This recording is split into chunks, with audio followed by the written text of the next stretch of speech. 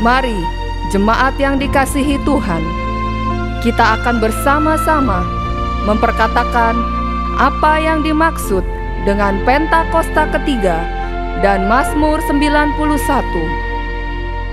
Apa yang dimaksud dengan Pentakosta ketiga? 1. Pentakosta ketiga adalah pencurahan Roh Kudus yang dahsyat di zaman ini, melebihi yang terjadi di Azusa Street. 2. Pentakosta ketiga akan mengakibatkan penuaian jiwa yang terbesar dan yang terakhir sebelum Tuhan Yesus datang kembali. 3. Pentakosta ketiga akan membangkitkan generasi Yeremia, yaitu anak-anak muda yang dipenuhi Roh Kudus, cinta mati-matian kepada Tuhan Yesus, tidak kompromi terhadap dosa, dan akan bergerak untuk memenangkan jiwa. 4. Pentakosta ketiga lahir di Indonesia dan bergerak ke bangsa-bangsa. Gerakan ini dari timur ke barat dan akan kembali ke Yerusalem. 5. Pentakosta ketiga akan memberikan kuasa untuk menyelesaikan amanat agung, dan setelah itu Tuhan Yesus akan datang kembali. Dan mari bersama kita sepakat dan percaya mendeklarasikan firman Tuhan yang tertulis dalam Mazmur 91.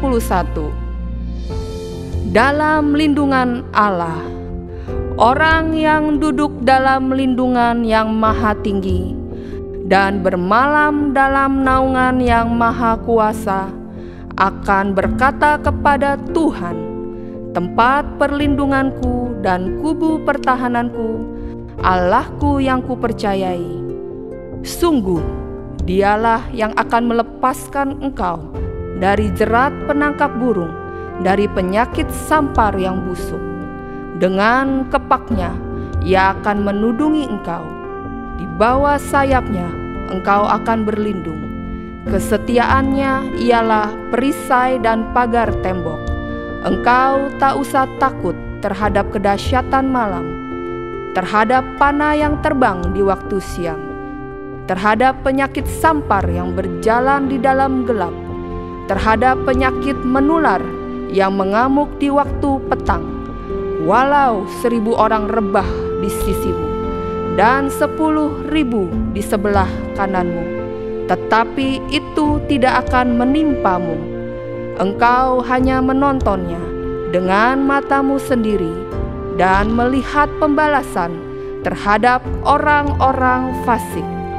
Sebab Tuhan ialah tempat perlindunganmu, yang maha tinggi telah kau buat tempat perteduhanmu. Malapetaka tidak akan menimpa kamu, dan tulah tidak akan mendekat kepada kemahmu. Sebab malaikat-malaikatnya akan diperintahkannya kepadamu untuk menjaga engkau di segala jalanmu. Mereka akan menatang engkau di atas tangannya, supaya kakimu jangan terantuk kepada batu. Singa dan ular tedung akan kau langkahi. Engkau akan menginjak anak singa dan ular naga. Sungguh, hatinya melekat kepadaku, maka aku akan meluputkannya. Aku akan membentenginya, sebab ia mengenal namaku. Bila ia berseru kepadaku, aku akan menjawab. Aku akan menyertai dia dalam kesesakan. Aku akan meluputkannya dan memuliakannya. Dengan panjang umur akan kukenyangkan dia, dan akan kuperlihatkan kepadanya keselamatan daripadaku. Haleluya! Amin! Boleh kasih tepuk tangan yang meriah buat Tuhan Yesus. Puji nama Tuhan. Shalom. Haleluya. Semua merasa bersuka cita hari ini. Amin. Saya percaya Bapak Ibu Saudara datang ke tempat ini bukan karena rutinitas setiap hari Minggu. Tapi saya percaya Bapak Ibu Saudara datang ke tempat ini karena Bapak Ibu Saudara siap untuk menerima berkat dan sukacita yang baru daripada Tuhan. Amin. Mazmur 103 ayat 2 berkata, pujilah Tuhan hai jiwaku, dan janganlah lupakan segala kebaikannya. Mari hari ini kita sama-sama kembalikan apa yang sudah Tuhan berikan kepada kita dengan menyembah Tuhan, dengan memuji nama Tuhan. Dan kita naikkan ucapan syukur kita yang terbaik. Karena hanya Tuhan yang layak kita sembah. Amin. Boleh kasih tepuk tangan yang sekali lagi buat Tuhan Yesus. Terima kasih Tuhan, terima kasih. Hari ini kami datang kepadamu Tuhan Yesus. Kami mau menaikkan ucapan syukur kami yang terbaik. Karena hanya Engkau satu-satunya yang layak kami sembah. Terima kasih Tuhan, terima kasih.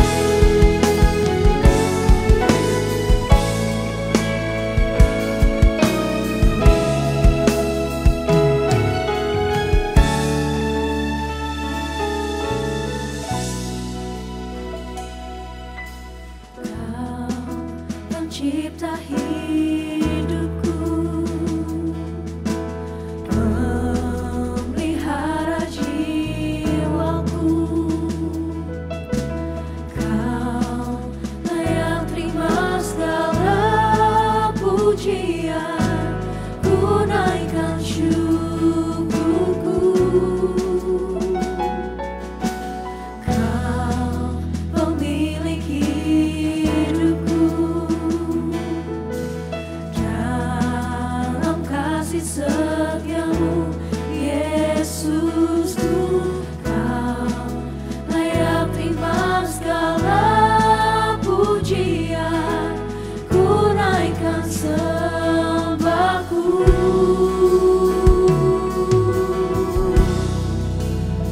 Segala pujian dan syukur bagimu, Allah yang mulia, kuduslah namamu. Kaulah yang awal, yang akhir dari segalanya. Yesus, Kaulah puja bagiku.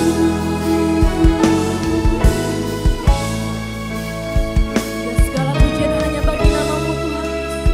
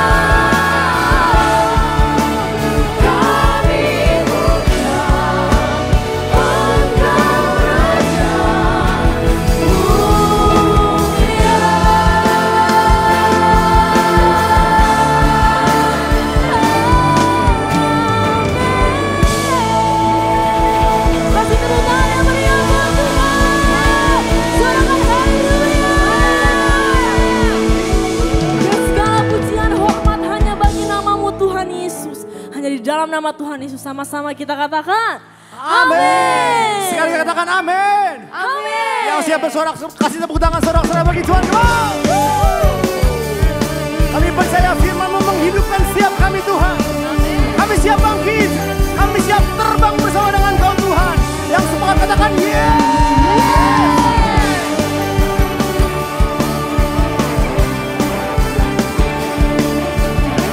Saya percaya semua tahu lagu ini, amin. Sama-sama saudara.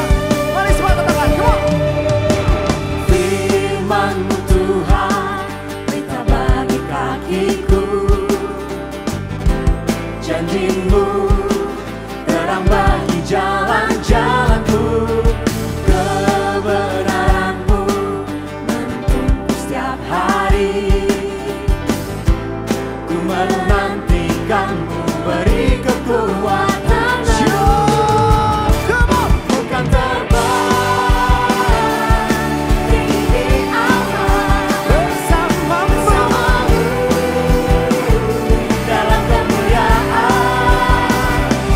Sebab firman-Mu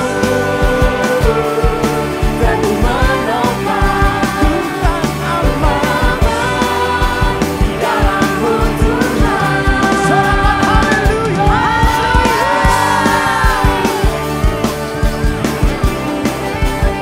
Biar kami terbang tinggi bersama dengan Engkau Tuhan. Kami percaya firman-Mu Tuhan Yesus. Mari umat Tuhan sama-sama katakan, come on. Firman-Mu Tuhan, berita bagi kakiku. Janji-Mu terang bagi jalan-jalanku. Kebenaran-Mu menuntunku setiap hari. Ku menantikan-Mu beri kekuatan baru. Bukan terbang tinggi di awan, bersama-Mu dalam kemuliaan. Sebab firman-Mu teguh menopang, bukan aman di dalam-Mu Tuhan. Bukan terbang tinggi di awan, bersama-Mu dalam kemuliaan. Sebab firman-Mu teguh menopang, bukan aman di dalam-Mu Tuhan. Mari angkat tangan bersama-sama katakan, come on. Jalan-Mu di atas segala jalanku. Rancangan-Mu melebihi rancangan-Mu. Firman-Mu sungguh telah membebaskanku. Berjalan lebih tinggi, berjalan bersama-Mu. Tepuk tangan semua, hey.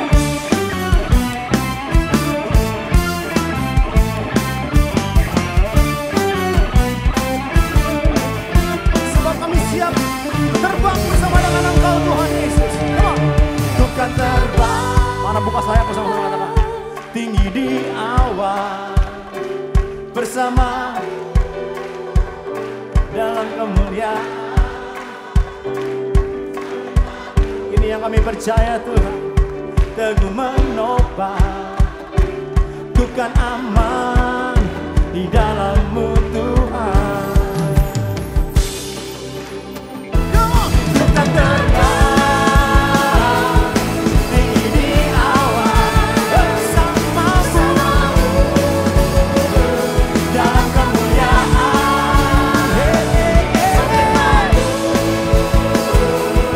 Teguh menopang, bukan aman di dalam-Mu Tuhan. Sekali lagi, come on.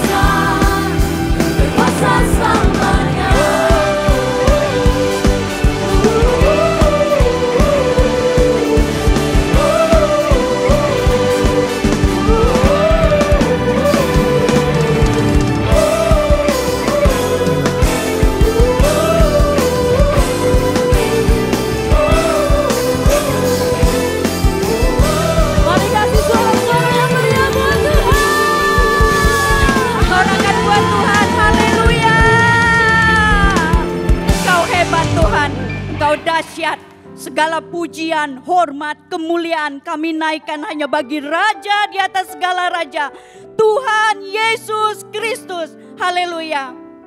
Tuhan, kami mau berdoa buat bangsa kami Indonesia. Kami berseru Tuhan buat bangsa kami. Damailah Indonesiaku, damailah Indonesiaku. Biarlah selalu ada kedamaian, kerukunan atas bangsa kami Indonesia. Kami percaya Tuhan, perkenanan-Mu ada atas bangsa kami. Indonesia maju, rakyatnya semakin rukun, perekonomiannya mengalami pemulihan.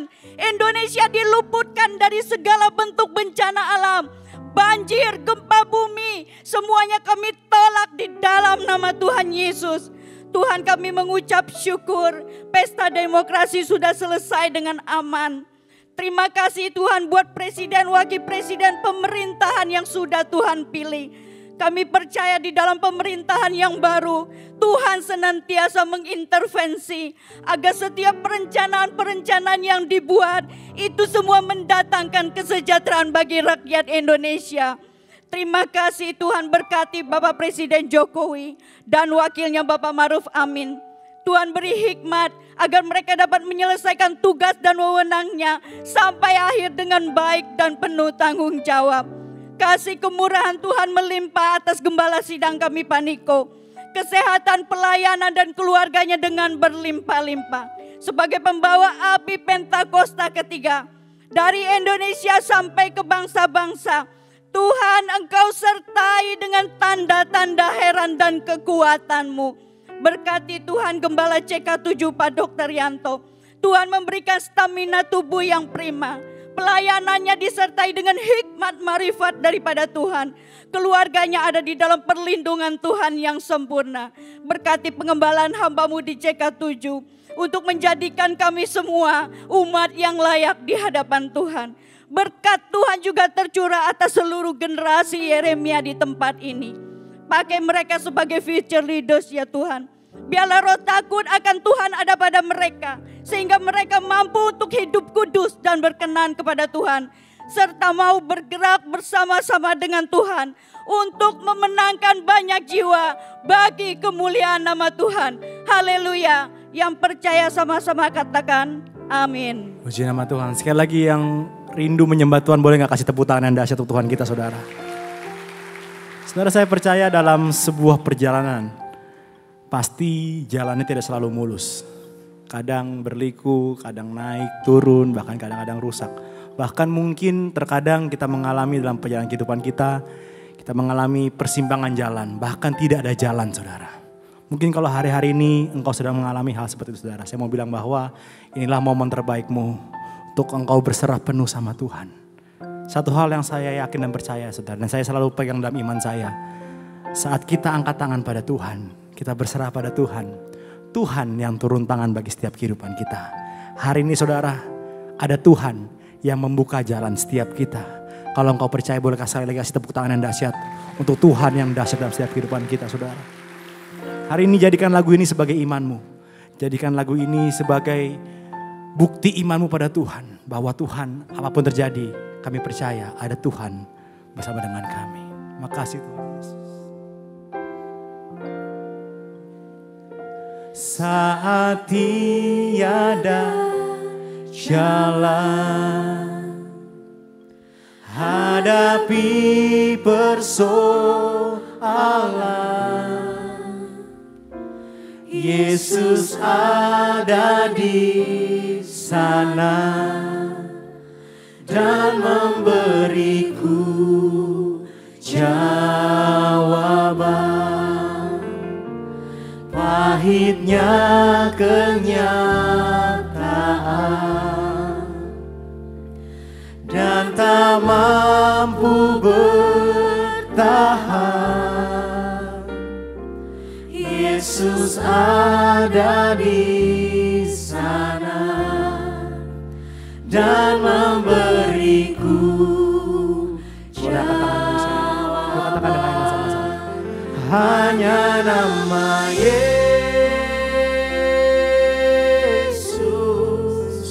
hanya nama Yesus,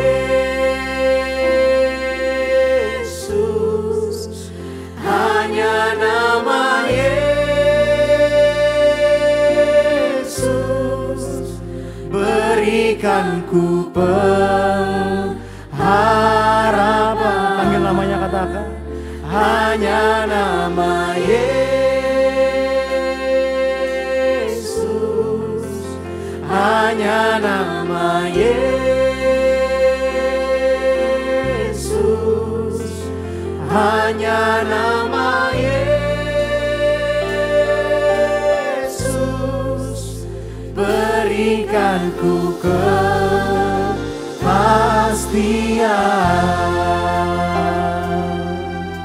Apapun yang kau alami hari, sama-sama katakan. Saat tiada jalan, hadapi persoalan,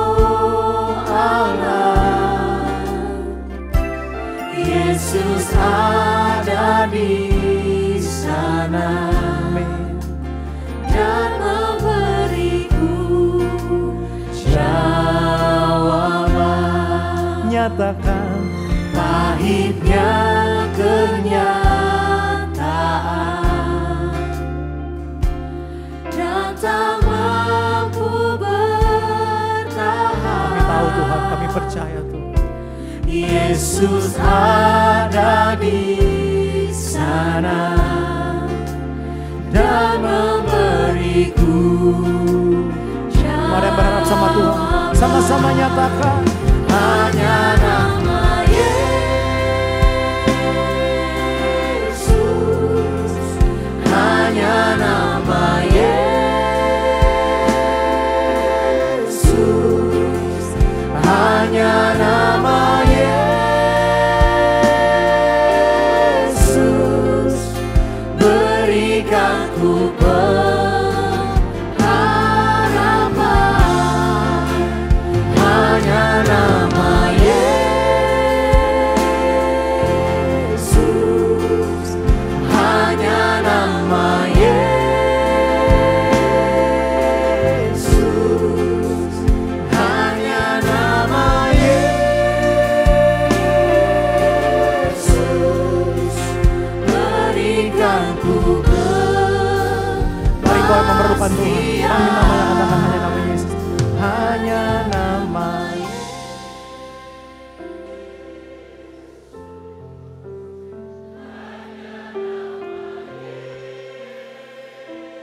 Tuhan. Dengar setiap kami Tuhan.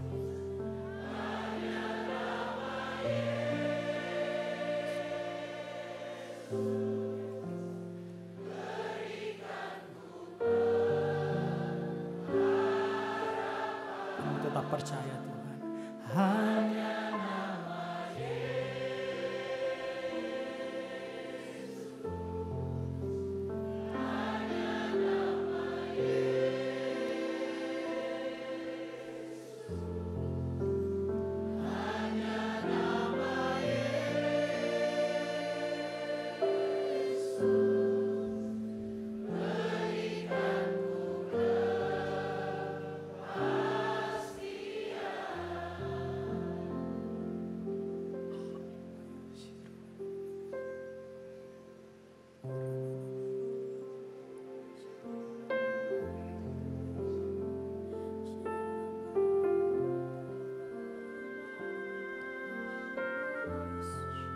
waktu sama Tuhan di sini.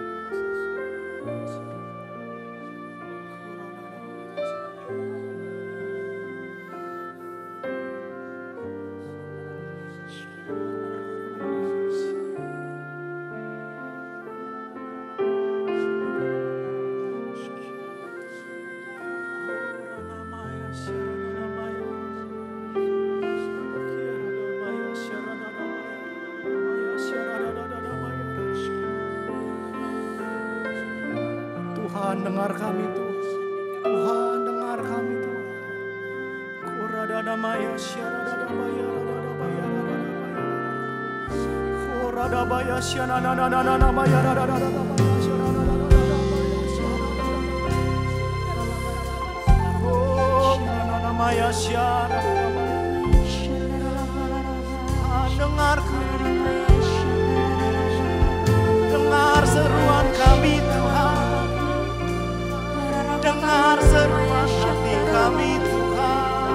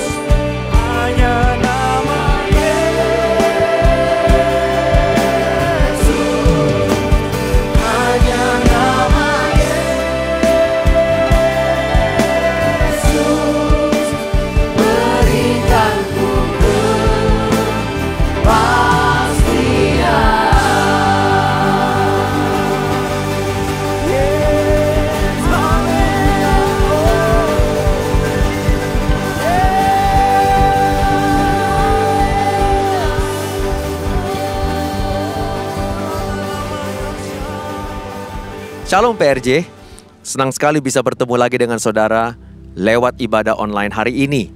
Nah, masih di awal tahun yang baru. Saudara, kita semua harus mempersiapkan diri untuk bisa bertahan dan mengatasi segala rintangan di beberapa bulan depan nanti.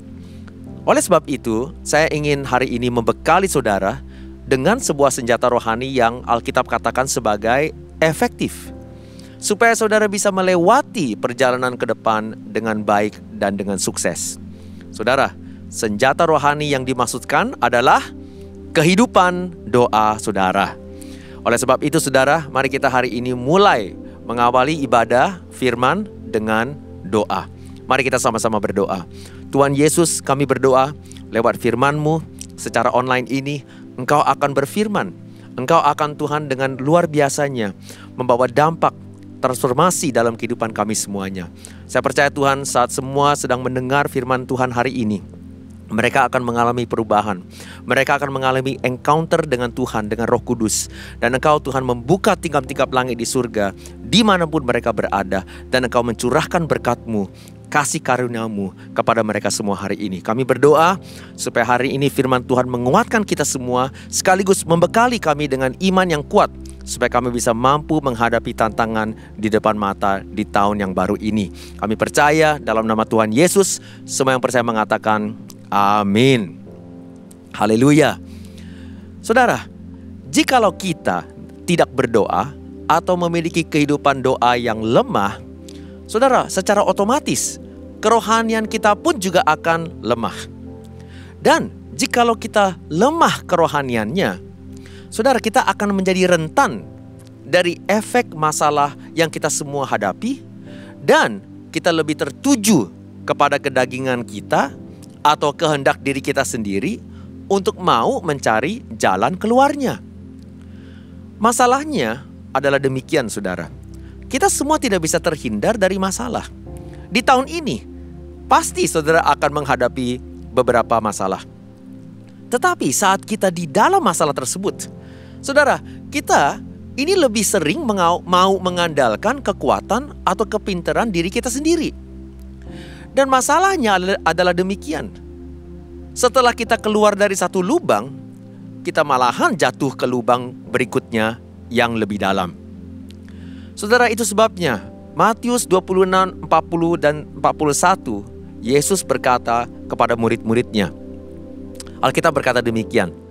Setelah itu, ia kembali kepada murid-muridnya dan mendapati mereka sedang tidur. Dan ia berkata kepada Petrus, "Tidakkah kamu sanggup berjaga-jaga 1 jam dengan aku? Berjaga-jagalah dan berdoalah." Kenapa? Supaya kamu jangan jatuh ke dalam pencobaan. Roh memang penurut, tetapi daging lemah. Saudara, di sini kita bisa belajar. Doa adalah faktor yang menguatkan roh kita untuk mampu menguasai daging. Jadi saudara, saat kita sedang menghadapi masalah atau pencobaan, cara kita keluar daripada masalah tersebut bukannya lewat willpower, tetapi lewat prayer power. Dan kenyataannya adalah masalah yang menimpa atau terjadi di diri kita itu sering, saudara, terjadi saat melewati pencobaan, kita terbawa oleh hawa nafsu kita, oleh kedagingan kita. Dan oleh sebab itu, saudara, kita mengabaikan kerohanian kita. Itu sebabnya, saudara, masalah yang kita semua alami di dalam pencobaan terjadi akibat kedagingan kita, jarang oleh karena kerohanian kita. Itu sebabnya, sekali lagi, Yesus menyatakan kebenaran ini di Lukas pasal 22, 39, 40.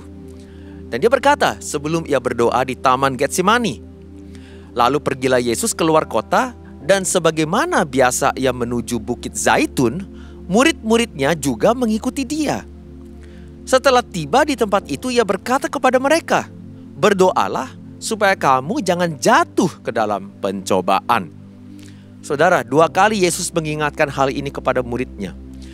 Di saat yang paling menegangkan di kehidupannya, suasana yang begitu mengecam, dan penuh dengan ketidakpastian, Yesus ingin muridnya untuk bisa tenang, untuk bisa siap menghadapi situasi ini.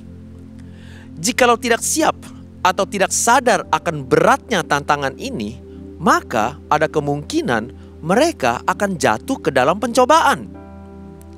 Saudara, jangan anggap remeh pencobaan-pencobaan yang iblis sandarkan di kehidupan kita.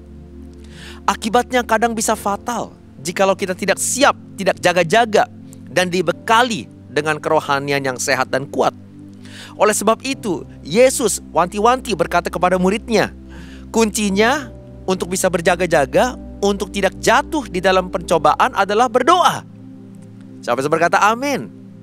Nah, bagaimana cara kita harus berdoa supaya saudara kita bisa berjaga-jaga dan tidak gampang jatuh ke dalam pencobaan? Yang pertama, saudara, mari kita hari ini belajar. Yang pertama, belajar berdoa untuk tidak jatuh dalam pencobaan, bukan terhindar dari pencobaan. Saudara, sekali lagi, seringkali yang membuat iman kita tersandung di saat pencobaan atau kesusahan adalah iman kita, saudara, menjadi kendor. Karena kita pikir bahwa kejadian buruk semuanya ini yang kita sedang alami adalah salahnya Tuhan. Pikiran kita adalah, Tuhan, saya ini sudah berdoa untuk jangan dikasih pencobaan atau masalah. Padahal Tuhan, saya ini sudah rajin ke gereja, rajin berdoa. Saya juga sudah wanti-wanti berdoa puasa, setia ke gereja dan perpuluhan, supaya tidak mendapati masalah atau terhindar dari pencobaan. Tetapi kenyataannya adalah, kenapa Tuhan tetap saja saya tertimpa masalah dan krisis? Disinilah, saudara, banyak orang Kristen yang mengalami krisis iman. Saudara, jikalau kita jatuh di dalam pencobaan, saudara harus sadar, itu bukan salahnya Tuhan. Mari simak, saudara, Yakobus 1:13-15. Ayat ini bunyinya adalah demikian. Apabila seorang dicobai, janganlah ia berkata, pencobaan itu datang dari Allah. Sebab Allah tidak dapat dicobai oleh yang jahat, dan ia sendiri tidak mencobai siapapun. Tetapi tiap-tiap orang dicobai oleh keinginannya sendiri, karena ia diseret dan dipikat olehnya. Dan apabila keinginan itu telah dibuahi, ia melahirkan dosa. Dan apabila dosa itu sudah matang, ia melahirkan maut. Oh saudara, perhatikan ini dengan baik. Di sini tertera dengan jelas, Tuhan tidak mencobai siapapun. Tetapi saudara, ia kadang mengizinkan kita untuk menghadapi pencobaan. Artinya saudara, pencobaan adalah satu hal yang sering kita ini tidak bisa hindari. Namun intinya adalah ketika kita semua dicobai oleh iblis, diizinkan untuk melewati pencobaan, saudara harus sadar, kita ini dicobai oleh karena keinginannya sendiri, oleh karena kedagingan kita sendiri, hawa nafsu kita sendiri.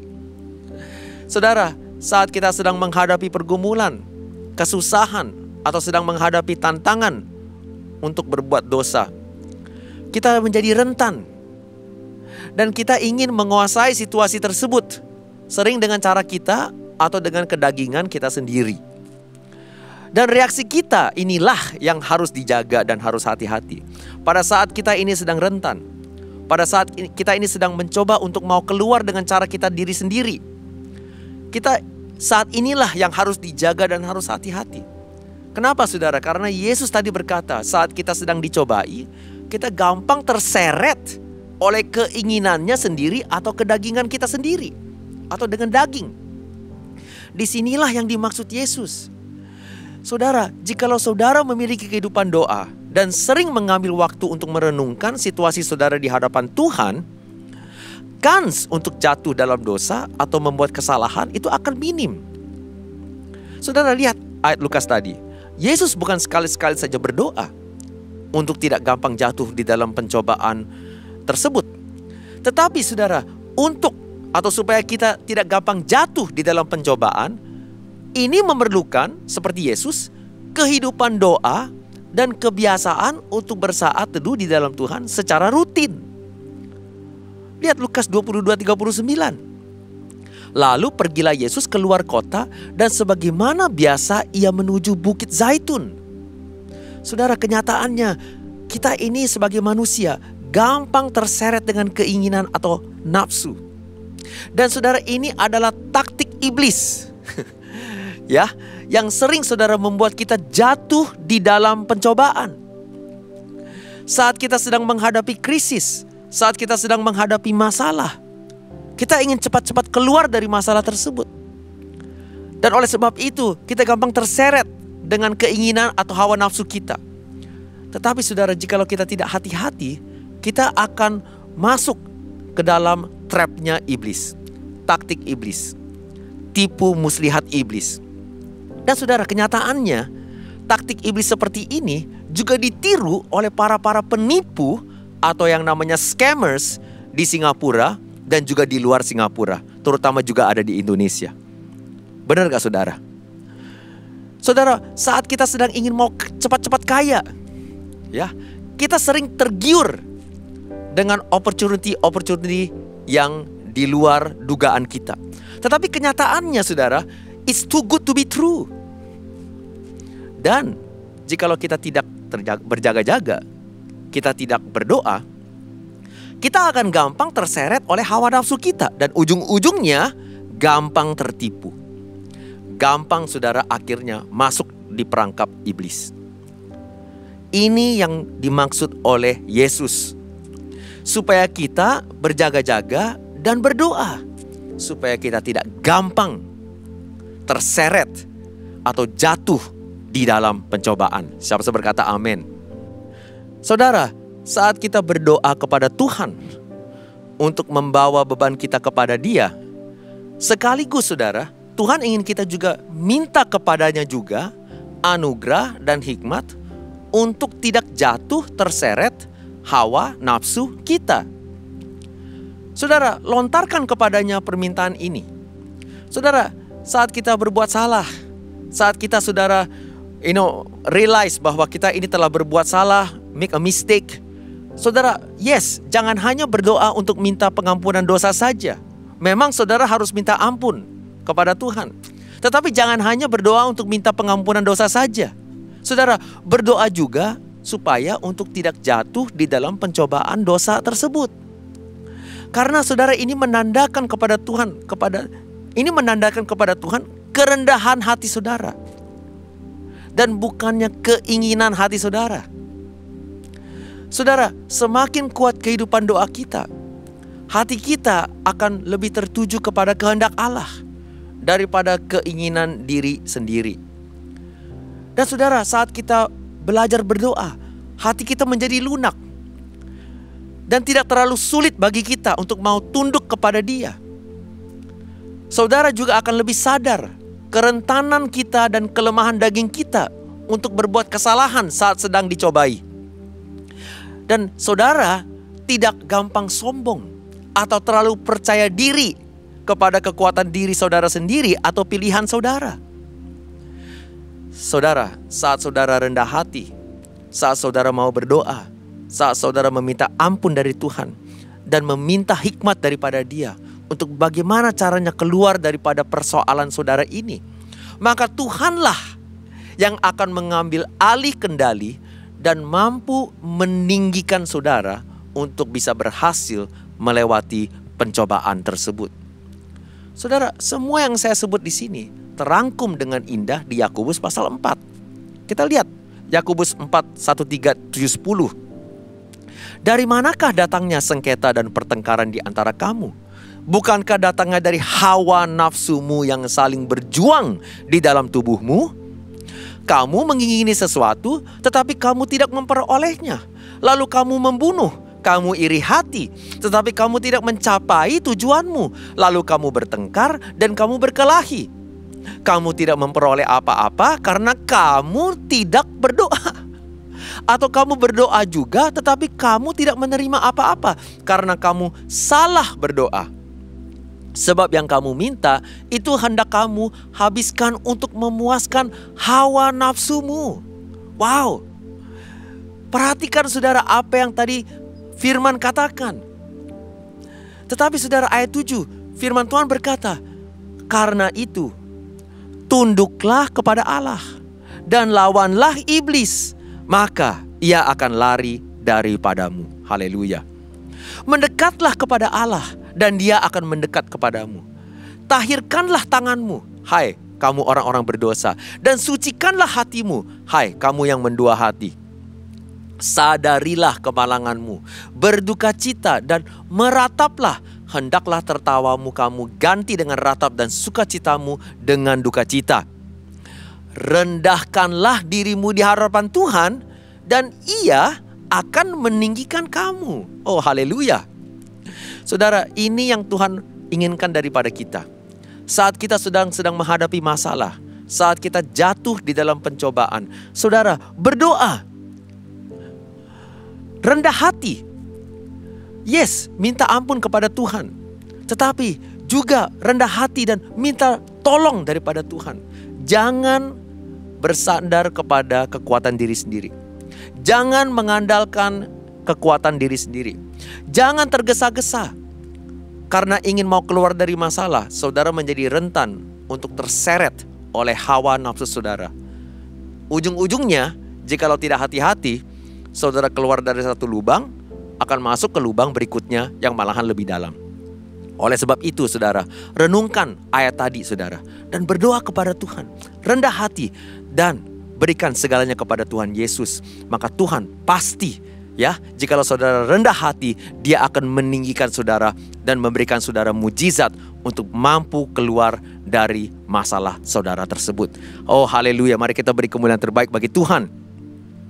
Puji Tuhan, itu yang pertama. Ya, berdoa untuk tidak jatuh di dalam pencobaan, bukan terhindar dari pencobaan. Yang kedua, saudara, belajar berdoa kepada Allah Bapa yang begitu sempurna mengasihi kita. Saudara, bagaimana cara Yesus berdoa kepada Allah Bapa? Di Lukas pasal 22, 41-42, Alkitab berkata, kemudian ia menjauhkan diri dari mereka, kira-kira sepelempar batu jaraknya. Lalu ia berlutut dan berdoa, katanya, ya Bapakku, jikalau engkau mau, ambillah cawan ini daripadaku, tetapi bukanlah kehendakku, melainkan kehendakmu-lah yang terjadi.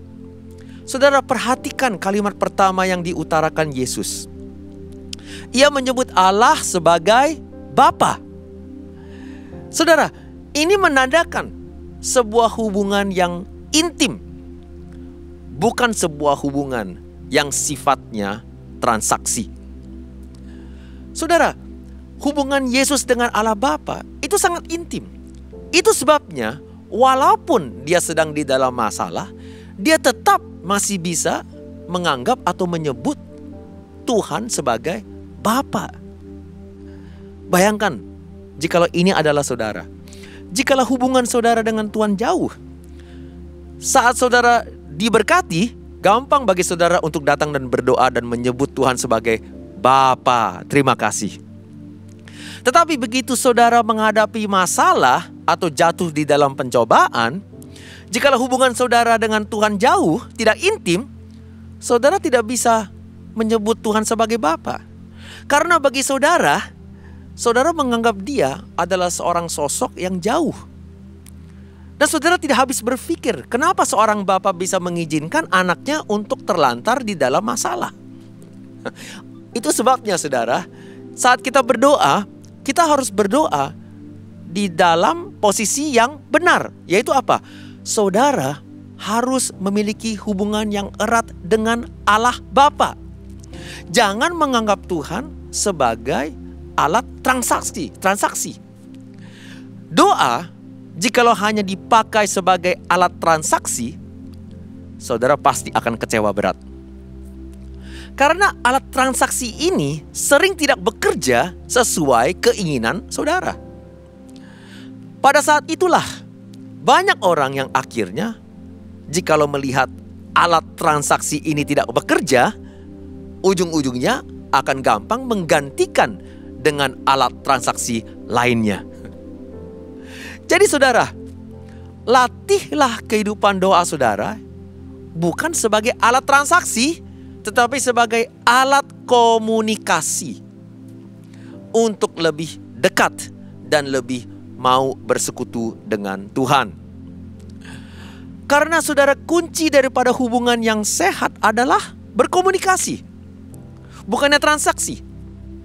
Saudara, berdoalah supaya saudara membangun keintiman. Dan jikalau kehidupan saudara terfokus kepada menjalin hubungan dan bukan untuk mendapatkan berkat saja dari Tuhan, maka saudara, dua hal ini akan terjadi di dalam kehidupan saudara. Oke? Yang pertama, saudara mampu menerima kehendak Allah yang kadang tidak nyaman, bertentangan dengan keinginan saudara. Contohnya tadi Yesus, di saat masa-masa yang paling sulit di dalam kehidupannya, dia masih percaya bahwa Allah Bapa adalah Allah yang baik dan dia tahu apa yang dia sedang kerjakan di dalam kehidupan dia. Dia mampu dan bisa percaya penuh kepada Tuhan. Dan jikalau saudara lebih dekat dengan Allah, saudara pun juga sama akan bisa percaya kepada pribadinya Tuhan. Saudara bukan hanya percaya hanya karena sebatas pada kuasanya atau kebolehannya. Artinya saudara, jikalau kuasanya tidak dinyatakan di dalam kehidupan saudara, saudara tetap teguh imannya. Karena saudara percaya Allah Bapa adalah Allah yang baik dan sungguh mengasihi kita. Dan oleh sebab itu, pasti di antara kesusahan kita ada kebaikan di balik kesusahan tersebut. Allah Bapa tidak akan merencanakan maut bagi saudara dan saya. Walaupun kadang Dia mengizinkan kita untuk harus melewati tahap kematian, lembah kekelaman. Tetapi walaupun kita harus melewati tahap kematian, saudara, kita pasti tidak akan melewati maut. Itu adalah janji Tuhan bagi kita semuanya. Ujung-ujungnya pasti akan ada kebangkitan. Saudara, lihat apa yang Yesus lanjutkan di dalam doanya kepada Bapa di Lukas tadi. Dia berkata di ayat 42, "Ya Bapakku, jikalau engkau mau, ambillah cawan ini daripadaku." Tetapi saudara, dia mampu berkata kepada Tuhan, "Tetapi bukanlah kehendakku, melainkan kehendakmu lah yang terjadi." Saudara, ini yang kita harus bangun di dalam kehidupan doa kita. Berdoa supaya kita lebih intim dengan Tuhan. Berdoa dipakai sebagai alat komunikasi, jangan menjadi alat transaksi. Saya harus berkata amin. Dan saudara, jikalau saudara memiliki doa yang baik dan sehat dan intim dengan Tuhan, yang kedua akan terjadi, saudara akan mengenal cara Tuhan bekerja dan bukan hanya melihat pekerjaannya saja. Saudara, Mazmur 103 ayat 7 berkata, "Ia telah memperkenalkan jalan-jalannya kepada Musa, perbuatan-perbuatannya kepada orang Israel." Wow. Apakah kita ingin sekedar melihat atau merasakan perbuatan ajaibnya Tuhan? Atau seperti Musa, saudara ingin lebih mengenal jalannya Tuhan, caranya Tuhan yang membawa kita menuju kepada kebaikannya. Saudara, jangan hanya berdoa untuk supaya diberkati. Berdoa supaya saudara lebih kenal dengan caranya Tuhan, supaya saudara selalu diberkati. Oh, siapa yang berkata amin? Jikalau kita hanya berdoa untuk mau mendapat berkat saja, paling pol seperti orang Israel yang sering jauh dari Tuhan, kita hanya bisa melihat perbuatan Allah dari jauh. Dan biasanya saudara, jikalau saudara memiliki pandangan yang seperti ini, saudara artinya harus masuk terlebih dahulu kepada masalah, baru saat kita berdoa, meminta dan melihat keajaiban Tuhan, baru di depan mata saudara pertolongan, keajaiban Tuhan terjadi dalam bentuk pertolongan. Tetapi saudara, kehidupan doa seperti ini akan membuat kita ketagihan dengan mujizat, atau kita lebih bersandar mengandalkan mujizat. Tetapi saudara, jikalau kita mengenal, kita intim dengan Tuhan, kita lebih mengenal jalannya Tuhan, caranya Tuhan, bukan hanya sekedar pekerjaan-pekerjaannya. Saudara, kita tidak akan gampang cemas atau was-was. Di setiap langkahmu, saudara sudah tahu bahwa Tuhan selalu menyertaimu. Dan inilah yang akan membawa kepuasan hidup dan damai sejahtera senantiasa, walaupun saudara sedang menghadapi pencobaan atau masalah. Ayo saudara, mendekatlah kepada Allah Bapa. Untuk lebih dekat dengan Dia saat kita berdoa, ya, bukan hanya mendekat kepada Dia karena hanya ada maunya dari Dia. Mendekat kepada Tuhan supaya kita lebih kenal dengan jalannya Tuhan, kenal dengan caranya Tuhan. Jadi pada saat saudara sedang menghadapi masalah, saudara mampu tenang, damai sejahtera karena saudara tahu jalannya Tuhan, caranya Tuhan pasti akan membawa damai sejahtera, dan ujung-ujungnya pasti di balik kesusahan kita akan membawa kebaikan. Siapa yang berkata amin? Saudara, kita lihat lagi di Yakobus 1:16-17. Setelah Yakobus menulis tentang berdoa supaya tidak jatuh di dalam pencobaan, dia berkata demikian, saudara-saudara yang kukasihi, janganlah sesat. Setiap pemberian yang baik dan setiap anugerah yang sempurna datangnya dari atas, diturunkan dari Bapa segala terang. Padanya tidak ada perubahan atau bayangan karena pertukaran. Saudara, hanya di saat saudara memandang Tuhan sebagai Allah Bapa, maka saudara mampu melihat segala perihal yang datang di kehidupan saudara sebagai berkat. Yang baik atau yang tidak baik, saudara mampu bisa melihat dua-duanya ini sebagai anugerah berkat dari Tuhan. Saudara akan melihat hal yang tidak baik, walaupun tidak nyaman bagi saudara, tetapi saudara bisa sadar dan memiliki iman untuk bisa melihat ujung-ujungnya pasti ada kebaikan bagi saya. Tetapi jika saudara tidak memiliki pandangan yang sehat seperti ini, saudara akan memandang Tuhan sebagai sesat. Saudara akan melihat Tuhan itu hanya bisa memberikan saya hal-hal yang baik saja. Tetapi giliran kita menghadapi masalah-masalah yang tidak baik, yang tidak nyaman, saudara mulai memandang Tuhan sebagai Tuhan yang jahat, atau memandang Tuhan sebagai Tuhan yang tidak adil. Saudara, jangan. Jikalau saudara masih memiliki pandangan seperti ini, artinya iman kita itu masih dangkal. Ayo saudara, kita berdoa supaya kita lebih mengenal Tuhan lebih dalam lagi. Dan supaya kita tahu jalannya Tuhan, bukan hanya ingin mau melihat pekerjaannya Tuhan. Ayo saudara, mengawali tahun baru ini, kita sama-sama bangun kehidupan doa saudara. Berdoa untuk tidak jatuh di dalam pencobaan. Siapa yang berkata amin? Pencobaan tidak bisa dihindari. Tetapi pada saat kita jatuh di dalam pencobaan, saat kita berdoa, saat kita rendah hati, saat kita minta tolong kepada Tuhan, mengandalkan kuasa Tuhan, maka Tuhanlah yang akan bekerja. Dan dengan caranya Dia sendiri, Dia akan mengangkat kita karena kita rela untuk rendah hati di depan Dia. Berdoa untuk tidak jatuh di dalam pencobaan. Jangan terseret oleh keinginan kita atau hawa nafsu kita atau kedagingan kita. Dan yang kedua, berdoa untuk lebih intim dengan Allah Bapa, supaya kita lebih mengenal jalannya Tuhan daripada hanya ingin melihat mujizat atau keajaiban pekerjaannya Tuhan. Siapa yang berkata amin? Saudara, sebelum kita selesai, mari saudara kita sama-sama baca Mazmur 91, 13, 16 ini saudara. Sama-sama kita baca. Saudara, sering kita memakai Mazmur 91 seperti perisai rohani yang akan melindungi kita dari segala malapetaka di saat kita melewati badai atau goncangan hidup. Tetapi kita lihat saudara, kunci perlindungan Tuhan itu terletaknya di mana? Kunci perlindungan Tuhan itu terletaknya di mana?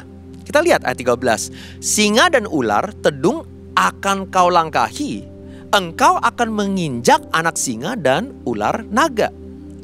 Sungguh hatinya melekat kepadaku, maka aku akan meluputkannya. Aku akan membentenginya sebab ia mengenal namaku. Bila ia berseru kepadaku, aku akan menjawab. Aku akan menyertai dia. Dalam kesesakan, aku akan meluputkannya dan memuliakannya. Dengan panjang umur akan kukenyangkan dia dan akan kuperlihatkan kepadanya keselamatan daripadaku. Oh, haleluya. Lihat saudara, kuncinya terletak di mana? Kunci perlindungan Tuhan itu terletak di mana, saudara? Bukan hanya karena saat kita recite this verse over and over again. Tetapi kuncinya terletak di, Alkitab tadi berkata, saat kita mengenal nama Tuhan. Bukan hanya mengenal kuasa Tuhan. Artinya saudara, kunci kehidupan yang baik dan sukses adalah hubungan yang konsisten dan intim dengan Tuhan. Oh, siapa yang berkata amin? Saudara, artinya saudara, saat kita mengalami masalah, karena saudara kenal dan intim dengan Tuhan, saudara tidak gentar, saudara tidak akan takut. Bukan harus pasti mengalami keajaiban Tuhan terus menerus. Tetapi saudara sadar bahwa di dalam Tuhan segalanya pasti ada perlindungan, pasti ada kebaikannya nanti. GBI PRJ, terima kasih untuk kehadiran saudara hari ini lewat online. Dan saya percaya lewat firman Tuhan hari ini, saudara didorong untuk mau lagi berdoa, untuk mau lagi intim dengan Tuhan, untuk mau lagi membangun kehidupan doa saudara dengan sehat. Saya percaya saat saudara melakukan demikian, saudara akan melewati tahun ini dengan baik dan sukses. Dan untuk itu saya berdoa untuk saudara. Terima kasih dan Tuhan memberkati saudara semuanya. Amin.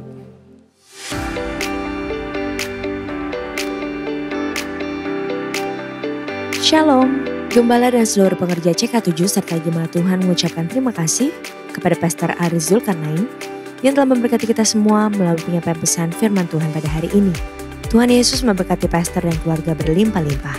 Amin. Berikut kami sampaikan beberapa pengumuman. Ibadah Raya via live streaming hari Minggu tanggal 17 Maret 2024 pukul 7, 9, 11.30, 14 dan 16.30 waktu Indonesia Barat akan dilayani oleh PDP Rita Arifin SE. Ibadah tayang ulang atau rerun yang dilakukan secara onsite untuk ibadah Madara Service, 2 PM yang Professional and Couple Service di channel YouTube GBI PRJ CK7. Untuk persembahan umum, kolekte, perpuluhan jemaat, ucapan syukur dan lain-lain dapat dilakukan melalui e-banking, mobile banking, ATM maupun online di website rekening persembahan CK7, BCA Cabang Tamrin dengan nomor akun 206 333 8222 atas nama GBI PRJ.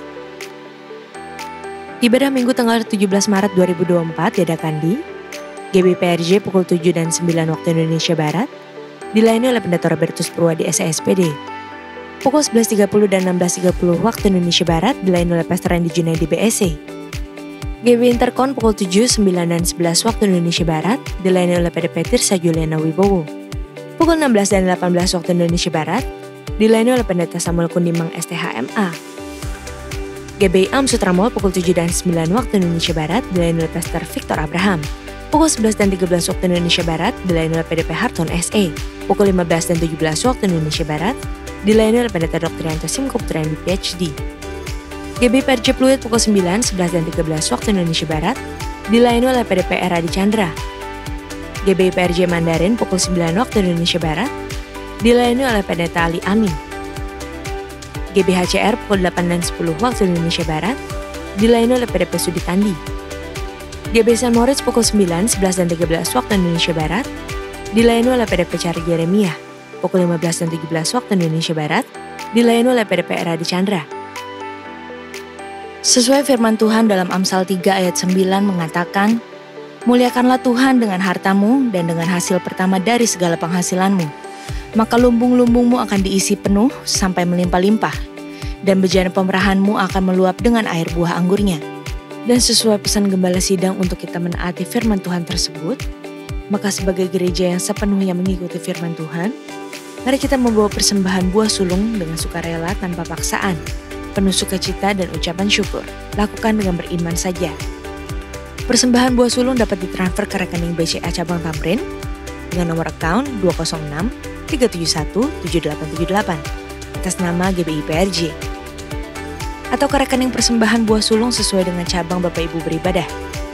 Jika kita taat melakukannya, maka Tuhan akan membuka tingkap-tingkap langit dan mencurahkan berkat-Nya bagi kita yang taat akan firman-Nya. Amin. Sehubungan dengan libur nasional Hari Raya Nyepi pada hari Senin tanggal 11 Maret 2024, maka diinformasikan untuk doa fajar dan Bible study diliburkan. Menara doa 24 jam tetap aktif seperti biasa.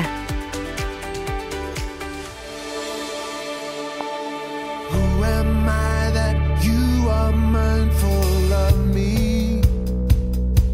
That you hear me when I call. Is it true that you are thinking of me? How you love me? It's amazing. I am a friend of God. I am a friend of God. I am a friend of God. He calls me friend.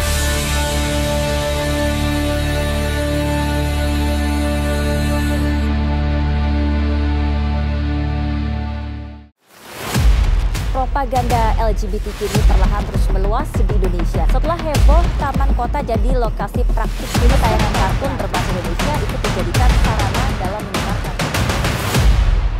Menyikapi maraknya isu LGBTQ, Gereja GBI PRJ Group CK7 bersama narasumber Ibu Ugahari Rifum Esos MTH akan mengadakan seminar berjudul LGBTQ Emang Boleh. Seminar ini diadakan pada hari Sabtu 27 April 2024 pukul 10 sampai dengan 14 WIB. Seminar ini terbuka bagi semua kalangan, khususnya orang tua, guru, muda-mudi, dan anak-anak berusia 12 tahun diperbolehkan untuk mengikuti seminar ini dengan didampingi oleh orang tua atau kakak pembina. Segera daftarkan diri Anda di kantor sekretariat semua cabang Gereja GBI PRJ Group CK7. Tuhan Yesus memberkati.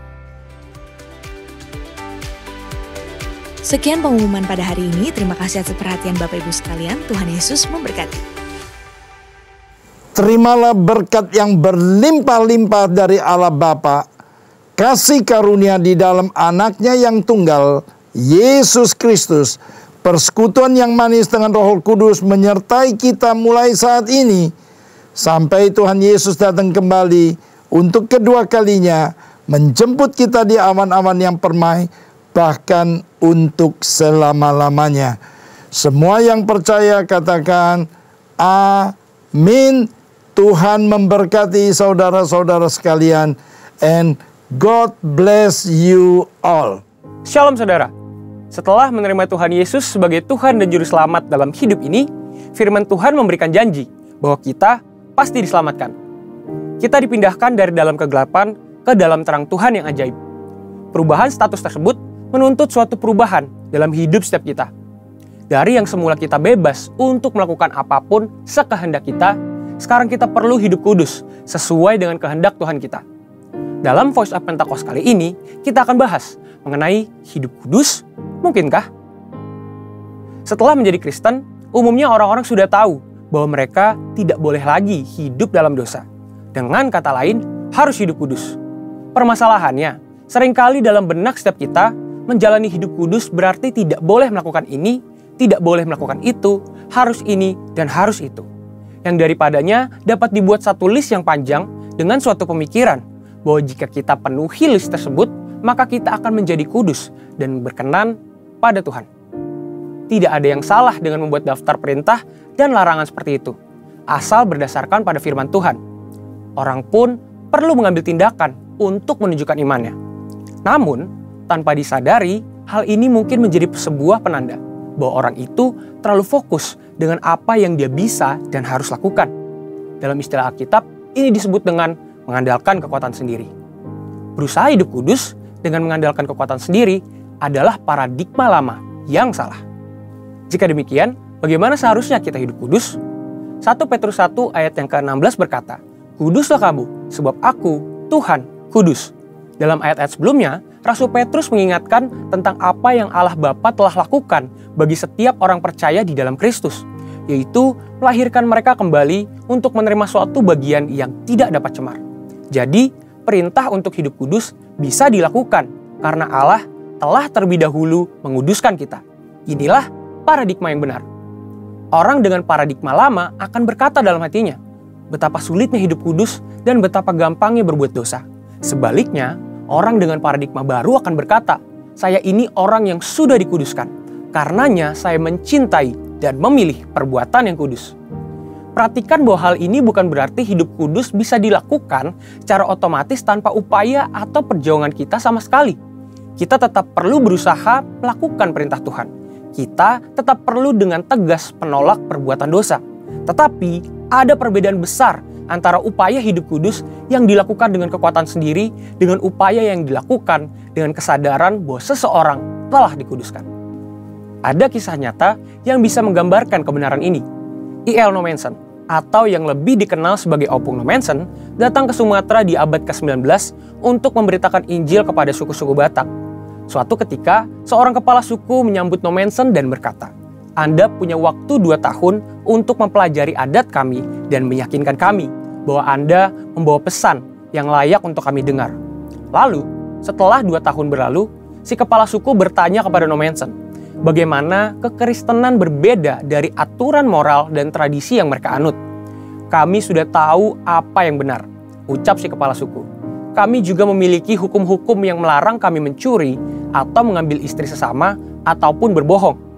Nommensen menjawab, itu benar adanya. Tetapi Allahku memberikan kemampuan untuk menaati hukum-hukum tersebut. Hal ini mengejutkan si kepala suku. Bisakah engkau mengajari orang-orangku untuk hidup lebih baik? Tidak, saya tidak bisa, jawab Nommensen.